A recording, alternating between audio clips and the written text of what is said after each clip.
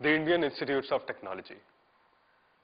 The Indian Institutes of Technology were created in the year 1951 by our erstwhile Prime Minister, Shri Jawaharlal Nehru. These today are known as institutes of national importance, and not for any less reason.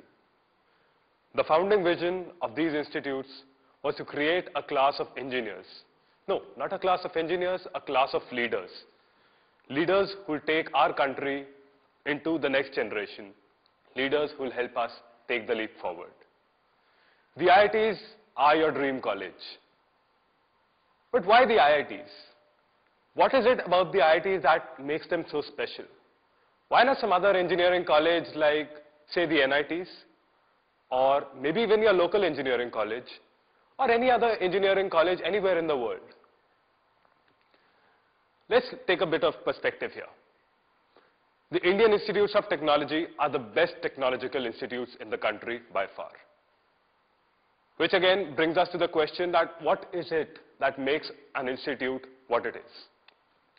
The fact remains that an institute is based more on its reputation and on its age, the type of research it does, and such factors. Of course, there is the factor of its students who go out and take its name forward. The Indian Institutes of Technology have been around for more than 50 years now. The first one of them came up in Kharagpur in the year 1951. Now the fact remains that for this time that they've been around, they've done some fantastic research, they've done cutting-edge work. The alumni are known the world over. In CBS's 60 Minutes, CBS being a US TV channel, it was said that you put a Princeton, an MIT, and a Harvard together, and you probably start getting the status of what the IITs are.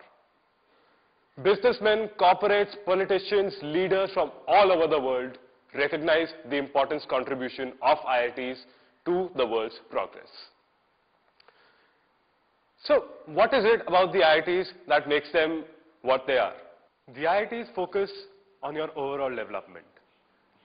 As for its attitude towards students, the fact remains the students of IIT are its greatest assets. IITs focus a lot on the overall development of the student. It's not just that people who study a lot and get into IIT end up being just that, geeks. No, it's not like that. The IITs groom you for the world, the IITs groom you for tomorrow. They groom every single aspect of your personality. The fact remains that in the institute, once you're there are different activities that you're forced to take up. Not even forced to. There are quite a few activities that you would take up if you're interested. You have sporting activities, you have technical activities, and you have cultural activities. And of course, the IITs offer you a very, very great scene as far as all these three genres are concerned. The status of the IITs, the status of any institute again, would also be known by the position its alumni command for today. IITians the world over hold key positions. It is estimated that every single Fortune 500 company has an IITian in its director ranks. You have greats like Dunu Roy in the field of social empowerment. You have politicians like Jairam Ramesh, who is our environment minister today. Then you have other great corporates like Rajat Gupta, who's heading McKinsey right now. And then there are entrepreneurs like Vinod Khosla, who are known to be the backbone of the Silicon Valley of the US today. Again, because of its reputation, because of its students, because of its research, because of the great level of education that the IITs promise you, the best companies come to IITs to recruit for the best of posts. And there's no doubt about that. You have all the great consulting companies coming in. You have Boston Consulting Group, you have McKinsey Consulting Company, you have Accenture, and the like.